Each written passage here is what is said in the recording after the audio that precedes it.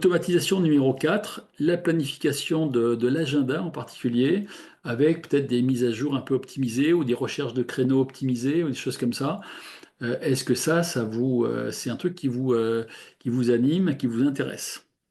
Automatisation numéro 5, le filtrage, le tri, la proposition de réponse à vos emails. Hein, je sais que vos boîtes mail sont quand même plutôt bien remplies en général, pas forcément très bien rangées et avec beaucoup de réponses parfois manquantes, hein, par rapport à cette masse d'emails que vous recevez tous les jours, peut-être 200, 250, 300 emails, à moins que vous ayez mis un outil pour les bloquer en amont, mais le problème c'est que vous manquez beaucoup de choses derrière.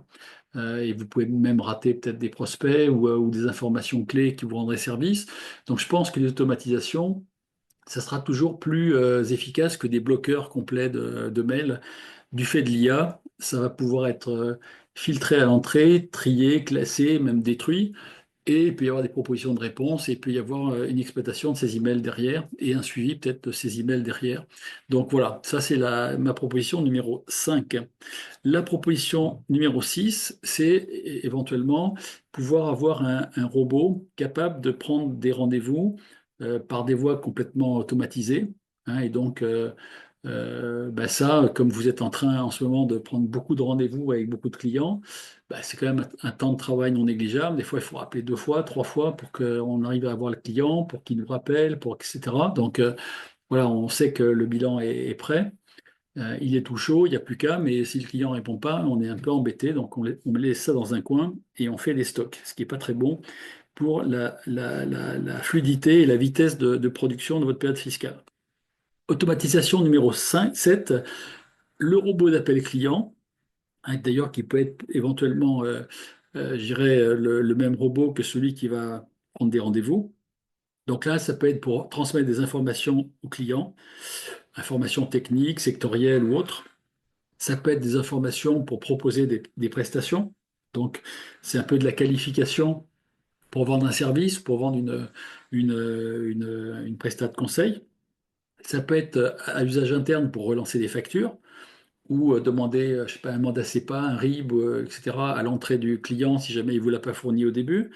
Voilà, bon, le robot, il peut faire des dizaines de choses. Voilà, donc là, j'ai peut-être oublié des choses importantes. N'hésitez pas, si c'est le cas, à me les proposer. Hein.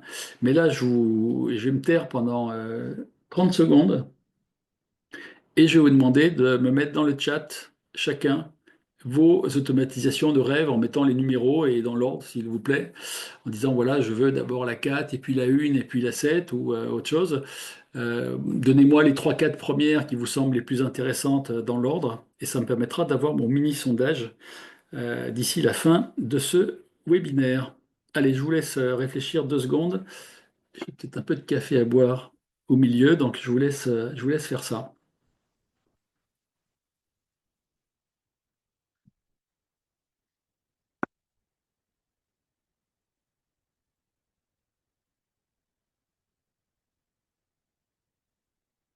Alors, j'ai des réponses là un petit peu.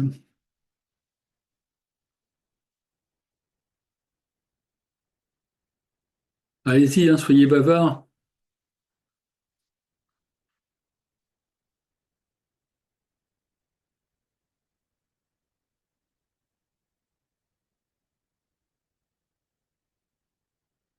Alors, merci, merci Christophe. Allez, soyez bavards. Merci Sydney. Allez, qui me répond? Sandy, merci beaucoup Sandy. C'est quand même assez différent, hein, les réponses. Laurence, ok, Laurence. Bon, il y a quand même des numéros qui reviennent assez régulièrement.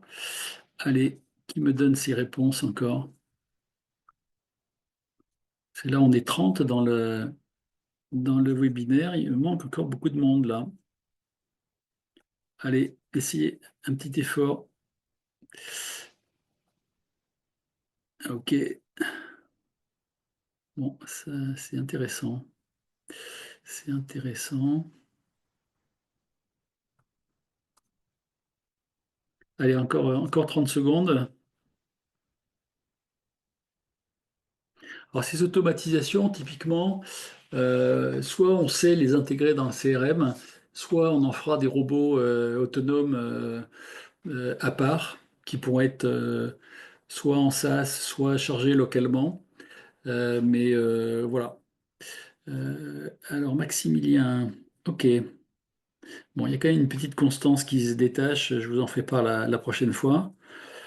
Allez, encore quelques réponses, et puis je continue.